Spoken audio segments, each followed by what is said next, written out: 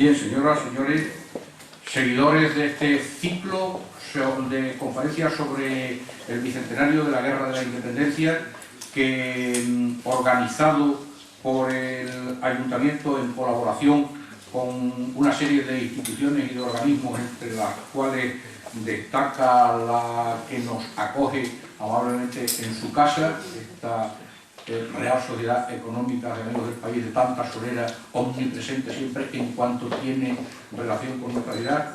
Bienvenidos, muchas gracias por su asistencia. Dentro de la multiplicidad de temas y de intervinientes, esta noche ocupa nuestra tribuna don José Luis Lindo, cronista oficial de Aranjuez y defensor de nuestro paisano Manuel Godoy en Badajoz, en Aranjuez, lo que resulta más difícil que hacerlo en Aranjuez. Va a hacer su presentación el doctor y amigo nuestro, profesor Feliciano Correa Gamero.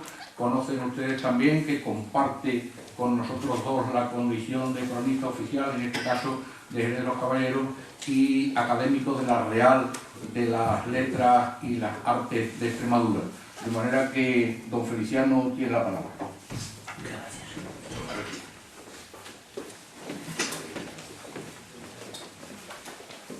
Muy buenas noches. ¿Se oye? ¿Se oye bien? Permítame que salude a la concejala de Cultura, también al concejal Alberto Astorga y a todos los demás afectuosamente. Me cabe el honor de sumarme modestamente esta noche al acertado ciclo sobre la Guerra de la Independencia que se ha organizado en esta casa. Y por tal motivo yo en primer lugar felicito la iniciativa en la que tanto ha tenido que ver mi amigo y compañero Alberto González y naturalmente la Concejalía de Cultura, cuya concejala está aquí presente. Y heme aquí esta noche en noble función de telonero para presentarle a nuestro invitado José Luis Lindo Martínez, como se acaba de decir, investigador y cronista oficial de Aranjuez. Pero antes de ofrecerle algunos perfiles del personaje que nos acompaña y del tema que nos trae, ruego me sea permitido, como presentador y también como detalle con el conferenciante, que me refiera a la necesidad de contextualizar la época sobre la que el señor Lindo va a disertar y sobre la que este ciclo se sostiene. No se entiende la vida del hombre si no se le sitúa en su tiempo, en su contexto histórico, y más si no se explican las razones mismas que, como una filosofía que apuntala a la vida, siempre sostiene el entramado de cada calendario donde acontece la existencia. Durante mucho tiempo, desde los lejanos días de la Edad Media, los hombres y las mujeres de nuestra cultura cristiana occidental habían vivido seguros de sus verdades. Tenían certezas que les acompañaban desde la cuna hasta la tumba, una serie de cosas en las que creían. Así, era cierto para ellos la existencia de Dios. Era seguro que el mejor modelo de gobierno era la monarquía y que ese poder venía del cielo, de ahí la leyenda de las monedas por la gracia de Dios. También era segura la sociedad estamental, donde el clero enseñaba y rezaba, la nobleza defendía y amparaba a los súbditos, y otros estaban destinados al trabajo, cual era el pueblo llano. Era seguro el respeto a los padres, a las ideas y costumbres que ellos nos transmitían, e incluso sabían que en el mundo de los negocios y transacciones un beneficio superior al 10% era pecado mortal. Este modelo de seguridades era la característica más significativa del llamado Antiguo Régimen. Pero llega el siglo de las luces, el siglo de la razón, el siglo XVIII, y el nuevo modelo empezó a minar las viejas convicciones. Tal salto, tal cambio, no podía hacerse si no era como una revolución. Así aparecerá en lo político el liberalismo y el modelo de clases en lo social, además de plantear lo económico bajo el signo del modelo capitalista. Frente al viejo régimen que transmitía a los hombres una sensación de sosiego y de paz interior, de seguridad, el nuevo régimen va a traer zozobra existencial por el deseo de búsqueda. Y en ese marco de dudas, de ideas nuevas, de poner en cuestión a Dios o a la monarquía, ha de entenderse también la Revolución Francesa y la Guerra de la Independencia. Francia era el país de la luz y de la razón, del enciclopedismo y de la ilustración. Francia era una referencia para España, y en Francia se harían coincidir dos coordenadas que iban a conmover el estatus mental y político europeo. Por un lado, el mundo del pensamiento, del enciclopedismo, del cuestionamiento del modelo, de la imposibilidad de ignorar ya lo que los padres de la Revolución Francesa habían expresado abiertamente. España, la católica y monárquica, la que había empeñado sus recursos contra los protestantes, contra los turcos o a favor de la teología o de las catedrales en el Nuevo Mundo, mientras los anglosajones apostaban por las ciencias experimentales en universidades del mundo agrícola, ve con cierta curiosidad a Francia e incluso admira el modelo sin entregarse a él, aunque los afrancesados claman por ello. Y por otro lado, todo ello coincide en el tiempo y en nuestro país con unos monarcas débiles, volubles, huecos de ideas, gordos de gula y vergonzantes, y algo peor, desunidos en sus proyectos, exhibiendo sus diferencias ante el poder napoleónico que llega a España. Nuestro drama en aquellos momentos es que no existe en las alturas de la gobernación un debate de ideas, sino conflictos de alcoba y disputas de cetro. En estas páginas vergonzantes donde todo se ha perdido, incluso el honor, llega a investigar José Luis Lindo para descubrirnos un episodio al amparo de nuevas investigaciones. Frente a aquellos historiadores que han sacado pecho pavoneándose con el patriotismo del motín de Aranjuez, Lindo nos ofrece una conferencia a buen seguro reveladora. Porque una página doméstica y miserable, devenida de la escasa dimensión ética de Carlos IV y Fernando VII, unos monigotes bufos que se exhibían ante Napoleón sus diferencias y que Bonaparte las despreciaba. Como contraste a ese escenario de la monarquía, apareció el heroísmo popular puesto de manifiesto el 2 de mayo de 1808 y en posteriores acciones de los españoles.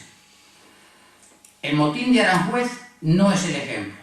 Como recoge Lindo, no es el inicio de la rebeldía del pueblo español o el resultado que posteriormente provocase los actos del 2 de mayo en la capital de España. Es un episodio muy lejano a la rebelión del pueblo madrileño en la historia de la Guerra de la Independencia. Es pura y llanamente la ambición de Fernando VII por ostentar el trono de España. Es un golpe de Estado en toda regla, dice el señor Lindo. Por todo ello debemos entender que si hoy celebramos la expulsión de los franceses y los éxitos sobre Napoleón, no es por la agudeza, ingenio o responsabilidad de los reyes, sino por el patriotismo. Eso sí, el patriotismo del pueblo.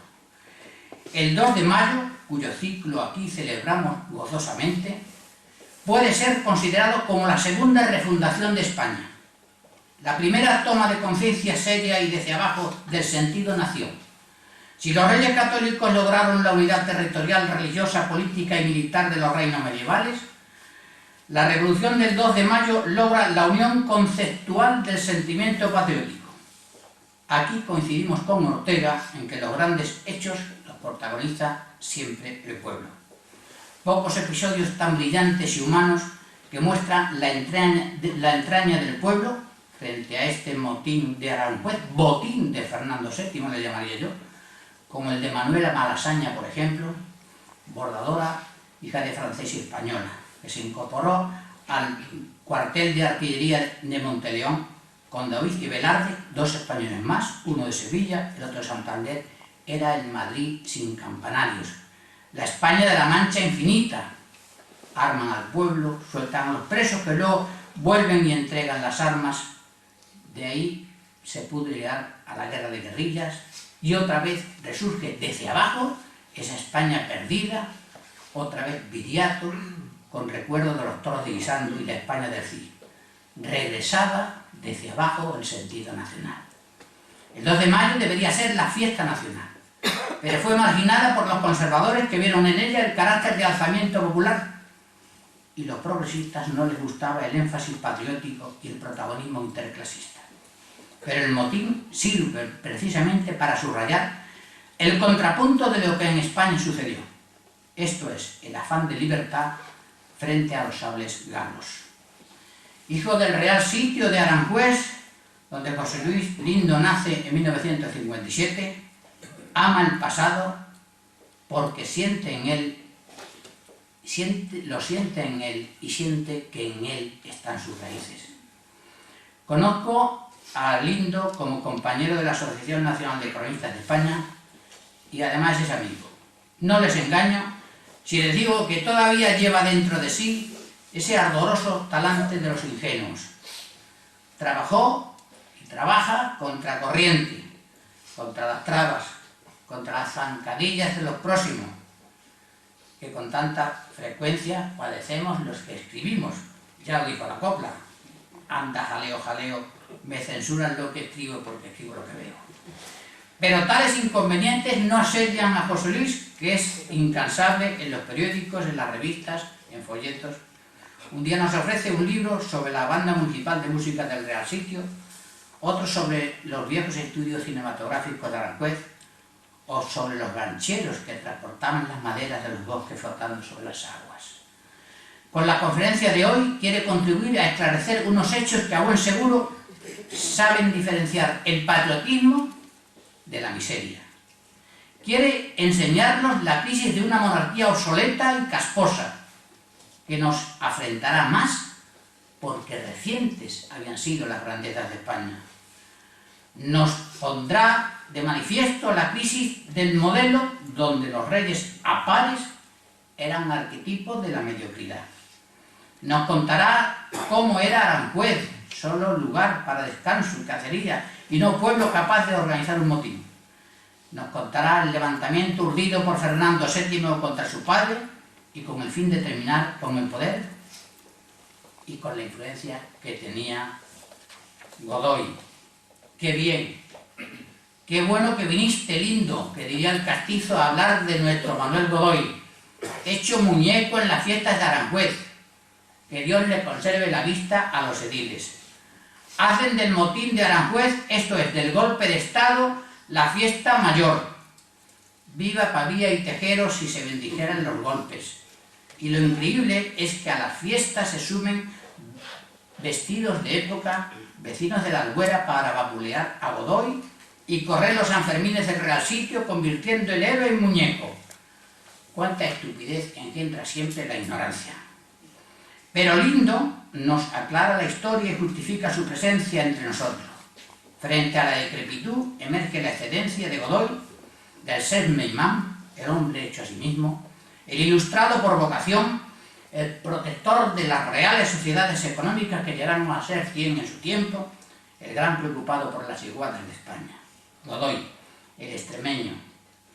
El pintado antaño como el amante aprovechado de la reina emerge en su honestidad completa, por la palabra de nuestro invitado. De fuera vendrá quien bueno nos hará. El extremeño, admirador de Jovellanos, va recobrando su sitio.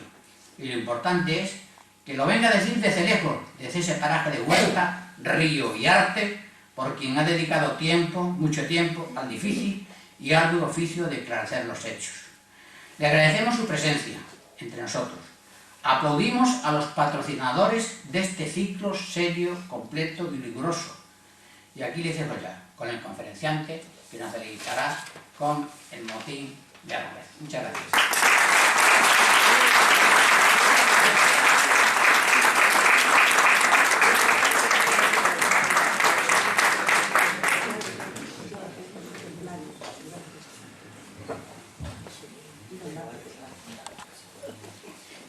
Yo no lo voy a hacer mejor que Feliciano. Ya se lo adelanto a ustedes. Ya pueden abrirme la puerta que salgo corriendo. Querida concejala Consuelo, Alberto, querido compañero Alberto, querido Feliciano, gracias, seas bien. Señoras, señores, buenas tardes. Antes de dar comienzo, sí, también quiero que le transmita al señor alcalde, a don Miguel Celdrán, pues mi amistad y bueno, pues también un poco mi agradecimiento por la acogida que tuvieron en el acto de la inauguración de la estatua, aunque se lo dije, pero se lo refrenda. Desde luego es un acierto hacer este ciclo de conferencias, Alberto. Felicidades. Porque además das oportunidad a este ribereño a expresar aquí lo que hasta hoy no he podido expresar en Aranjuez de viva voz. Y esto es triste, y lo ha dicho nuestro querido amigo Feliciano y colega. Dejémonos de preámbulos, porque uno a veces pierde los papeles y no es cuestión de poner a Godoy, a don Manuel Godoy, como un muñeco en la feria del motín, lamentable. En los anales de la historia de muchos pueblos de España se recoge el inmenso daño moral, humano y material que ocasionó la invasión del ejército napoleónico durante la Guerra de la Independencia. Algunos de los hechos destacados que pueden mencionarse este año que se celebra el bicentenario de la Guerra de la Independencia en el contexto de la nación es el motín de Aranjuez. Sobre este lamentable episodio trataremos de buscar claves y aspectos que nos lleven a tener una visión lo más ecuánime posible. Por muy diferentes formas se ha dado nombre a este triste suceso con el ánimo de desnaturalizar aquella infame acción en Aranjuez contra el poder establecido, la corona. Aunque, como la historia nos demuestra, no fue sino la acción del príncipe de Asturias y un grupo de aristócratas encaminada a derribar a Manuel Godoy, no a Carlos IV. Al episodio del motín de Aranjuez se le ha dado de forma eufemística muy variados nombres: tormenta, rebelión, revuelta, traición, deplorables jornadas, catástrofe, revolución, levantamiento, alboroto, agitación, sublevación, conmoción o sucesos de Aranjuez, y así muchos más. Y aunque numerosos historiadores de relevante prestigio que se resisten a denominarlo por su nombre, esta acción solamente tiene un nombre: golpe de Estado. A pesar de ello, el nombre pervive y se le conoce en la historia como el motín de Aranjuez. Se ha tratado por prestigiosos historiadores asociar el tristemente célebre motín de Aranjuez como la consecuencia o inicio de la Guerra de la Independencia. Esto es falso por dos cuestiones. Primero, por asociar la gente venidas de otros lugares aledaños al Real Sitio con las primeras revueltas contra las tropas francesas, cuando ni siquiera en aquellos días se había entrado en los primeros escarceos bélicos contra las tropas napoleónicas. Y por insistir permanentemente en la idea que fue el pueblo de Aranjuez quien se amotinó. Es cuando menos faltar a la rigurosidad histórica. Pues Aranjuez nace municipalmente como pueblo en septiembre de 1836, no en 1809, como argumentan algunos historiadores. Sin embargo, los menos sí argumentan la procedencia de catalogar a Aranjuez como pueblo en aquellos momentos, sino que se le otorga el título de pueblo, entrecomillado, de forma simbólica, sustituyéndose a veces esta palabra por la de plebe, populacho o turba.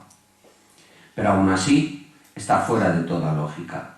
Según el historiador francés Jean-René Aimés, el propio embajador francés François de Bornet, presente en aquellos momentos en Aranjuez, expresó que sus habitantes eran escasos, por lo que no podía ser protagonistas principales de esa acción.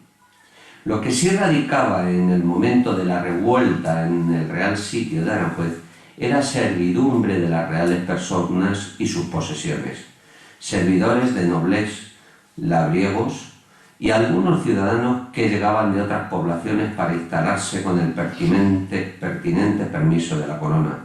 Claramente no existía ningún pueblo formado con el estatus jurídico administrativo. Un dato más a este respecto de la creación de Aranjuez con el estatus administrativo de pueblo. Cuando aún no había concluido la Guerra de la Independencia, Fernando VII jura la Constitución de Cádiz el día 10 de marzo de 1812.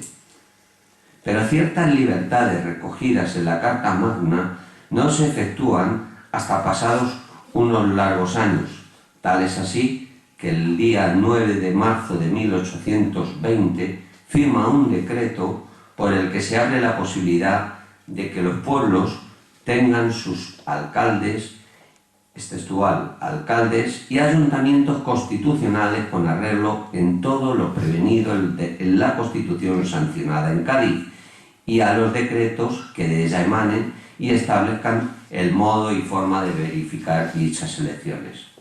Pues bien, el Real Sitio de Aranjuez, aún así, no tenía la posibilidad de tal estatus. Seguiría siendo lugar de privilegio de la Real Casa.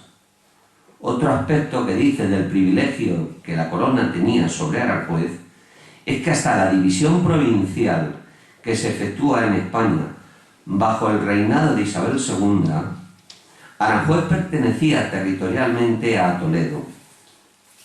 Mediante un real decreto rubricado precisamente en Aranjuez el día 21 de abril de 1834, la reina gobernadora María Cristina lleva a efecto la nueva división territorial de España, del territorio español.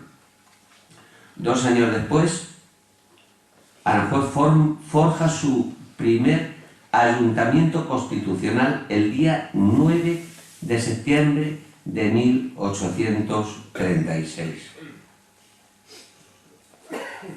¿Cómo se puede decir que Aranjuez era un pueblo en ese momento del golpe de Estado?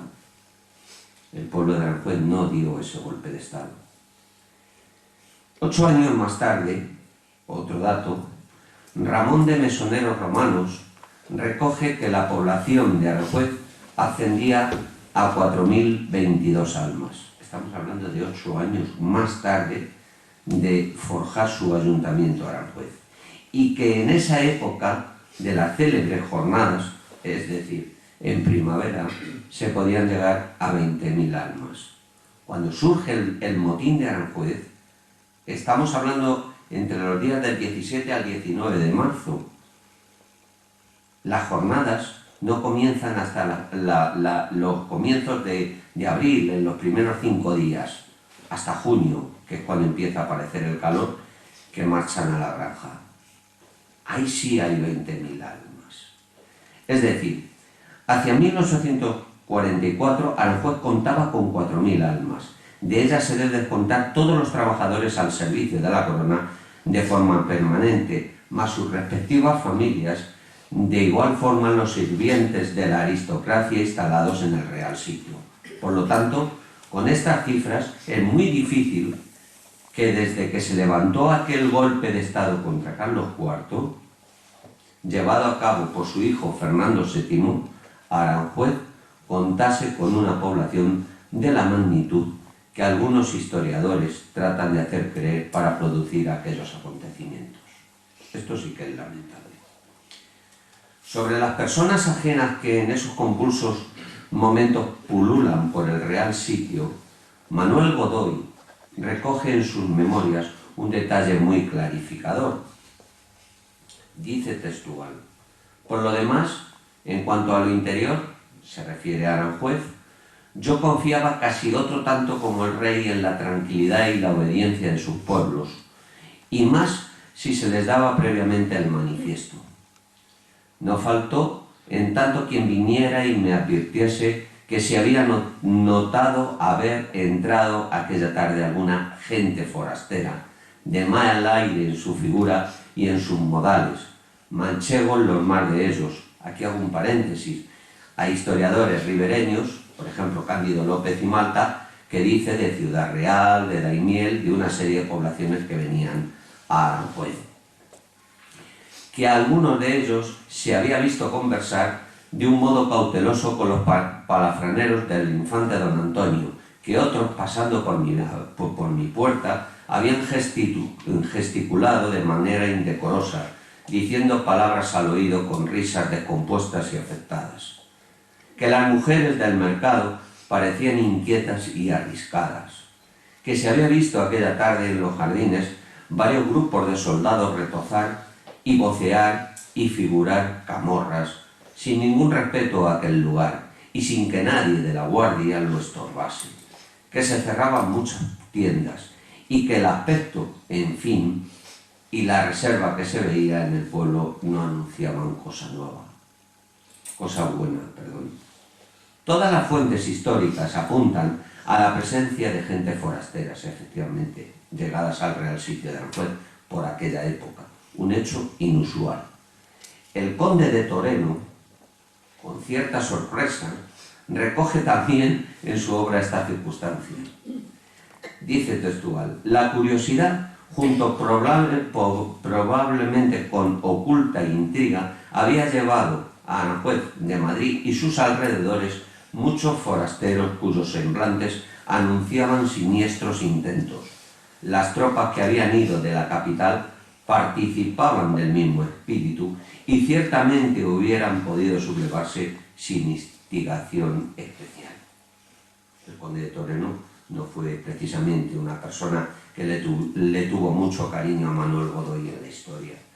El príncipe de la paz llegó a afirmar en referencia al motín de Aranjuez que fue una obra de unos cuantos plebeyos seducidos, una revolución que si se produjo abajo, se indujo arriba.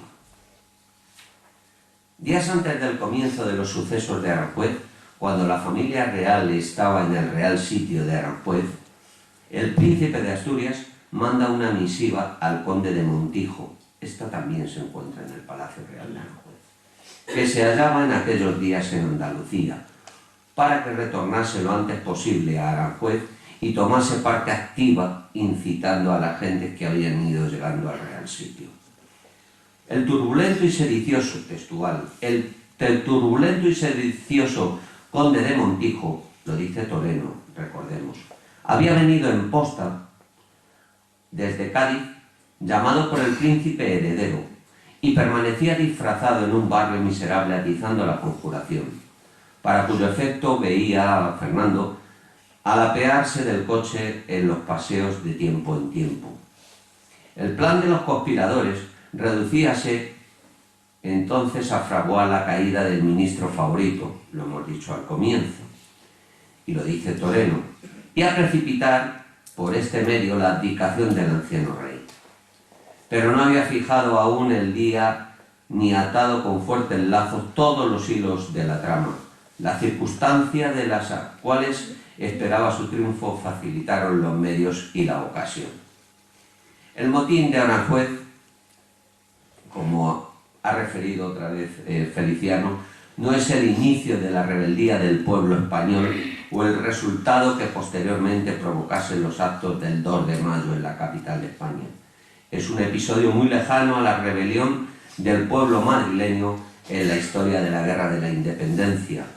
Es pura y llanamente la ambición de Fernando VII por ostentar el trono de España.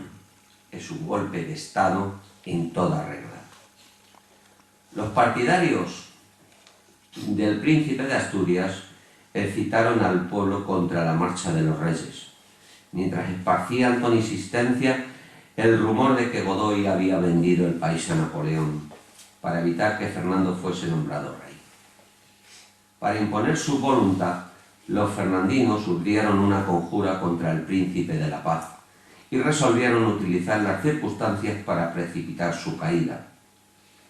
Por ello prepararon un tumulto o motín que debía estallar en los momentos oportunos con objeto de impedir el viaje de los monarcas. Varios nobles disfrazados, y entre ellos el conde de Montijo, que tomó parte para el caso con el nombre de Tío Pedro, muy famoso porque Tío Pedro es una pieza fundamental de ese esperpento que es el motín de Aranjuez, que se celebra en mi real sitio y villa de Aranjuez.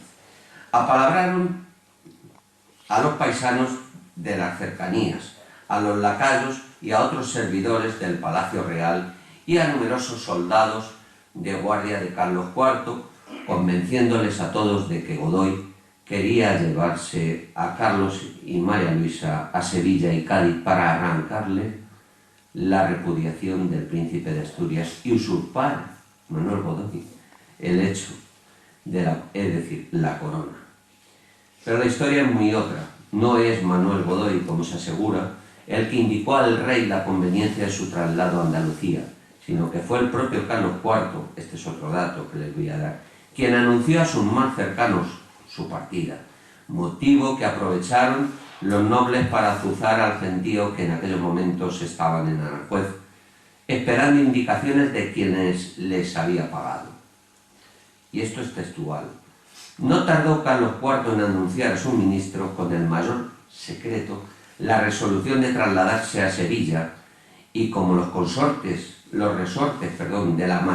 la máquina gubernativa estaban ya gastados, o sea, ya que eso se había deteriorado, la maquinaria dentro de la corona, el misterio no fue impenetrable como suele serlo en una monarquía arbitraria.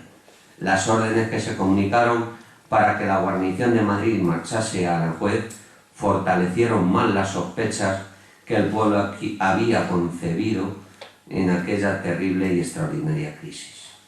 A partir de aquí, los hechos se sucedieron vertiginosamente. Fueron los propios nobles quienes comenzaron a desasosegar a la gente que llegaba a Aranjuez, hablándoles de la próxima partida del rey y su familia a Andalucía.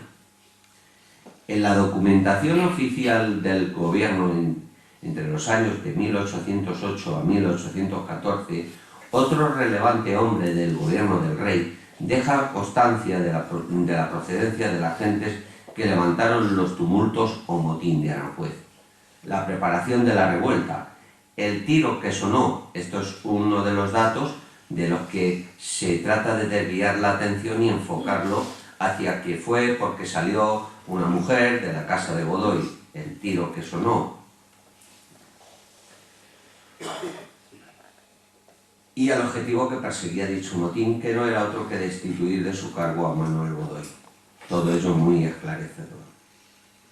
Otra cuestión que se debe de abordar, además del tiro también, y que se debe de desmitificar, es la imagen que se trata de hacer llegar a la sociedad, por intereses inconfesables, de que Manuel Godoy era un cobarde por querer huir de la situación creada en Aranjuez. Queridas señoras y señores míos, esto es mentira. Y lo voy a explicar ahora. Godoy nunca trata de huir de Aranjuez, y ni mucho menos de España. Siempre permaneció fiel a la corona y, por supuesto, en Aranjuez, como queda demostrado. Porque, miren ustedes, este es el Palacio de Godoy, casa de la condesa Vistahermosa, palacio del duque de Osuna. Para pasar del Palacio de Godoy al duque de Osuna, como decían que había ido, tiene que pasar por esta casa. Y por esta casa no pasó porque no hay comunicación posible entre las tres casas. Y esto se lo digo a ustedes porque he visto plano de todo el corrido que se puede, de toda la alineación de esas casas en aquellos días del 18 al 19 en las edificaciones, y no existe comunicación. Lo que pasa es que hay personas interesadas de decir que se fue, que no, vamos a hablar y vamos a decir dónde estaba Godoy. Creo que ustedes lo saben también. También es considerado tirano y traidor por haber vendido a España a los ingleses.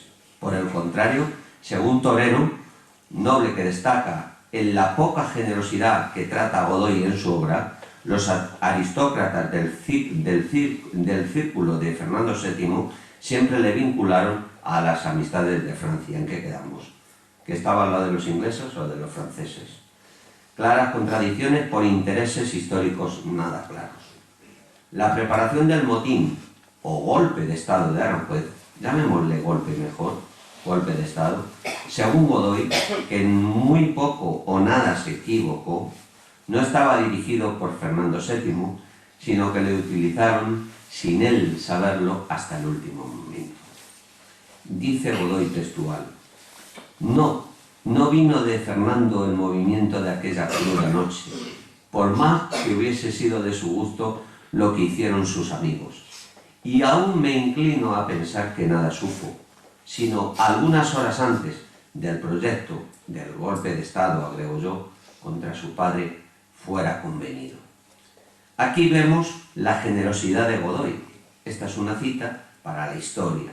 Es decir, Godoy no quería tan mal a Fernando VII y desde luego no pensaba tan mal de Fernando VII. Pese al maltrato moral y físico al que fue sometido el badajozense por parte del deseado, y habiendo transcurrido muchos años de la muerte de este, el príncipe de la paz le retrata con generosidad histórica, aspecto que no se ve en la persona del futuro rey hacia Godoy. El motín de Aranjuez, golpe de Estado de Aranjuez, fue un hecho, y disculpen ustedes que sean reiterativos para que nos ubiquemos, un hecho histórico que tuvo como protagonistas principales los intereses y ambición por el trono del príncipe de Asturias, ayudado por el maquinismo, por el manejo que ejerció parte de la nobleza para conseguir un levantamiento a nivel nacional, pero contra Manuel Godoy.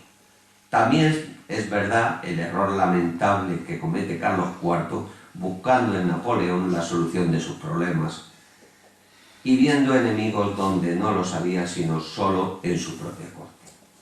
Por lo tanto, se debe desechar la inexacta idea de poner al Real Sitio de Aranjuez como ejemplo del levantamiento de un pueblo contra la corona, porque, entre otras razones, atenta contra el honor y prestigio de un pueblo al que le marca la honradez y respeto al poder legalmente constituido, y, ni mucho menos, como punta de lanza de la sublevación contra el ejército francés en la Guerra de la Independencia.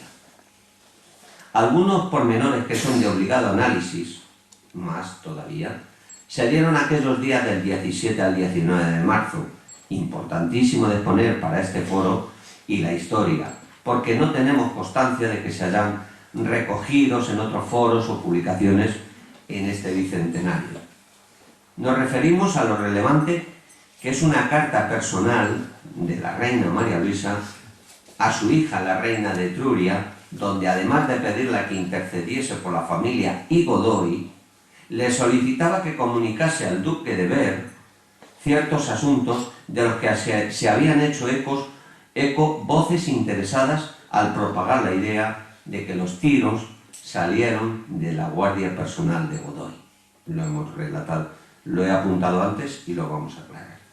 Dice la carta textual: querida hija mía, decid al gran duque de Berg la situación del rey, mi esposo, la mía y la del pobre príncipe de la paz.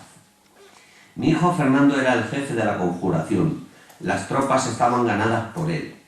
Hizo poner una de las luces, esa de las que se habla tanto, de su cuarto en una ventana para señal que comenzaba la explosión. Esta carta yo no la he oído en todo lo que llevo escuchado o leído en todo lo que va de año, ¿no? Y anteriormente. En el instante mismo, los guardias y las personas que estaban a la cabeza de la revolución hicieron tirar 2 fusilazos. Se ha querido persuadir que fueron tirados por la guardia del príncipe de la paz, pero no es verdad. Al momento, los guardias de Corps, los de Infantería Española y los de la Valona se pusieron sobre las armas y, sin recibir órdenes de sus primeros jefes, convocaron a todas las gentes del pueblo y las condujeron a donde les acomodaba. Esto lo dice textual la reina en una carta. Además, se constata el alcance de la confabulación del príncipe de Asturias como jefe de Estado y su camarilla de nobles, y el trato que recibió Carlos IV, así como la propia reina, nada más abdicar a él. Lo cierto es que mi hijo lo mandaba todo como si fuese rey, sin serlo, y sin saber si lo sería. Las órdenes que el rey, mi esposo, daba no eran obedecidas, eso lo sigue diciendo desde la carta. Desde el momento de la renuncia, mi hijo trató a su padre con todo el desprecio que puede tratarlo un rey, sin consideración alguna para con sus padres.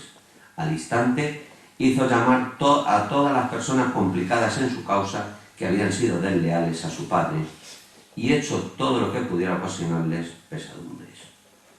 Él nos da priesa para que salgamos de aquí, señalándonos la ciudad de Badajoz para residencia. Entre tanto, nos deja sin consideración alguna, manifestando gran contento de ser ya rey y de que nosotros nos alejemos de aquí. Una serie de palabras llenas de sentimiento, bondad y generosidad en la pluma de la reina corroboraban los estrechos e inmensos lazos de amistad que unían a los monarcas destronados con el ilustrado Manuel Godoy. Dice textual: nosotros pedimos al gran duque que salve al príncipe de la paz y que salvándonos a nosotros nos le dejen siempre a nuestro lado, se refiere al príncipe de la paz, para que lo podamos acabar juntos tranquilamente el resto de nuestros días en un clima más dulce y retirado sin intrigas y sin mandos, pero con honor, eso sí, con honor. Esto es lo que deseamos el rey y yo, igualmente que el príncipe de la paz, el cual estaría siempre pronto a servir a mi hijo en todo. Hasta ese punto llegaba el príncipe de la paz. No creo que fuese tan maldito para el rey, para el príncipe de Asturias. Pero mi hijo no tiene carácter alguno y mucho menos el de la sinceridad. Jamás ha querido servirse de él y siempre le ha declarado la guerra como al rey, su padre y a mí. Es decir, se refiere a los tres. Las buenas relaciones existentes entre Carlos IV y Godoy, y en especial entre este y María Luisa, este es otro detalle, hizo que intercediera ante el gran duque de Berg en favor de Godoy. La postdata de la carta de la reina de Truria, fechada el 22 de marzo de 1808, el rey Carlos IV solicita al duque de Berg que evite en lo posible la muerte de Godoy. Un tiro en la noche. Hemos hablado antes del tiro, pero vamos a un poco a dar otro dato más. La deformación de la verdad histórica se evidencia también en relación con el tiro que sonó en el silencio de la noche previa a la amenaza realizada por los pagados de Fernando VII y su camarilla. Aunque se corrió la voz de que una patrulla militar había disparado ese tiro accidentalmente al tratar de identificar a una dama que salía de la casa de Manuel Godoy y oponer esta resistencia. Según Godoy, en su casa no había ninguna dama, sino que en realidad era la señal precisa convenida con la que se daba inicio al asalto de su hogar y posterior detención. Y desde luego la señal no provenía por la marcha de Aranjuez de los monarcas, que ya se hallaban en el palacio acostados. Y ahora veremos por qué estaban acostados y lo va a refrendar otra carta. A este respecto, un documento fechado en Madrid el día 18 de marzo de 1808 relata los hechos que se dieron en Aranjuez y Madrid. Esto es un documento que también está en la Biblioteca Nacional. Y ratifica que no hubo salida de cierta dama de la casa de Manuel Godoy, que su esposa, la princesa, estaba acostada y que el tiro que sonó era la señal precisa para el asalto al palacio del príncipe de la paz. También se expresa en este documento cómo estaba preparado dicho asalto, así como que los propios guardias de corps y balonas participaron en ellos mezclados entre el populacho. Es textual: ha ocurrido en la mañana de este día en el Real Sitio el suceso, que se cuenta con mucha variedad, pero he aquí lo más sustancial y verosímil. A la 1 de esta mañana o madrugada advirtió el pueblo del sitio, el que de junto de los pueblos y vecinos y hasta de Madrid, que la casa del príncipe de la paz estaba rodeado de su guardia, y sospechando que persistía en su intento de escape, se agolparon a la puerta. Un tiro de pistola descerrajado desde la guardia fue la señal del ataque. Con el pueblo dicen que se mezclaron varios guardias de corps y algunas otras tropas. Forzó el pueblo la casa. No encontraron al príncipe, que algunos suponen se descolgó. A la princesa, que estaba acostada y a medio vestir, la sacó el pueblo, o sea, a la esposa de Godoy. La colocó en su berlina y tirando de ella la entregó en palacio para que estuviese segura al lado de las personas reales, es decir, de los reyes. En tanto, don Diego Godoy, que se puso al frente de su regimiento de guardias españolas, mandó que disparasen, y dicen que le respondieron todos que no lo harían. El hecho fue que no dispararon, así que embistió el pueblo contra él y lo machacaron a palos, al hermano de Godoy. Supuesta huida de Godoy. Antes les he explicado la situación de estas tres casas. Esta misma fuente documental, la que hemos relatado, de fecha 22 de marzo corrobora lo recogido por Godoy en su obra, de cómo el ministro Caballero, igual que el infantado, estaba inmerso en aquella trama, así como el propio príncipe de Asturias se movía con total impunidad. Recoge además el muy revelador hecho de cómo y dónde se le buscó, hasta en casas de altas jerarquías palaciegas, recuerden ustedes lo que les he explicado, y que de la misma manera que Godoy afirma en sus memorias, nunca huyó de su casa. Dice el documento, no Godoy, dice el documento, allanando el pueblo las casas de los mandones en busca no menos del príncipe de la paz que por disgusto hacia sus personas. Por el contrario, el pueblo hizo que el ministro Caballero con su mujer saliesen al balcón de su casa, donde oyó las voces universales de «Viva un hombre de bien», habiendo los que por varios puntos fueron en seguimiento del príncipe, sin haberlo encontrado, se dedicaron con más resolución a buscarlo en el sitio, persuadidos de que allí estaba. El pueblo se agolpó delante del palacio donde recaía la principal sospecha. O sea, todos luego volvieron otra vez al palacio. Entonces era una juerga. El pueblo se agolpó delante del palacio donde recaía la principal sospecha. Pero habiendo el príncipe de Asturias montado a caballo y adelantándose a decirles que no estaba, se retiraron con mucho orden. De allí se dirigieron otra vez a la casa del mismo Godoy, donde les apareció a un soldado haberlo visto pasar de una guardilla a otra. Les he explicado a ustedes que dicen que saltó, y además lo dicen, y hoy personas que se tratan o se llaman historiadores en mi ciudad, en mi pueblo, y que se sienten tan satisfechos, tan ufanos, donde les pareció. Y esta especie, junto con una pregunta que hizo a su madre cuando las llevaba a palacio, confirmó a la gente esta sospecha, hallándose en efecto en una guardilla tras un rollo de esteras. Manuel Godoy lo dice en sus memorias. Yo nunca me fui, estuve en mi guardilla, y además se cruza de un lado a otro de la parte de la calle de la Reina a la calle del Príncipe para tener una visión más limpia de la situación y de las gentes. La casa de Manuel Godoy es esta, esto da a la calle de la Reina frente a los jardines del Príncipe, y a este lado es una de las avenidas, de las tres avenidas principales de entrada a Aranjuez, que es la que conduce al Palacio Real. Él se cambia de aquí a aquí para tener esa visión y se mete detrás de unos rollos de estera. Y él lo cuenta además en sus memorias. La carta del Maonés. Perdón, que me falta. Determinadas fuentes de historiadores han tratado a Manuel Godoy de cobarde, pero tales afirmaciones no son correctas, pues el mismo Príncipe de la Paz relata de la forma que fue descubierto. Nunca le descubrieron fuera de su casa. Escondido, sí, pero siempre estuvo allí mismo. Y desde luego nunca saltó a las casas colindantes que pertenecían a la marquesa de Vistahermosa y colindante con la del duque de Osuna, donde partía a posiblemente haberse refugiado, que era mentira, por supuesto. La carta del Maonés. Esta carta yo la desconocía, y debo decir aquí que debo dar las gracias a Luis Ruspoli, que hoy no se encuentra entre nosotros, me hizo llegar un email diciéndome que bueno, pues que estaba conmigo, y me hace saber de esta carta en un libro de Natalio Rivas. Es un autor que además fue ministro de Natalio Rivas, Santiago fue ministro de Instrucción Pública. Bueno, pues gracias, pero además ahora se refrenda con otra carta.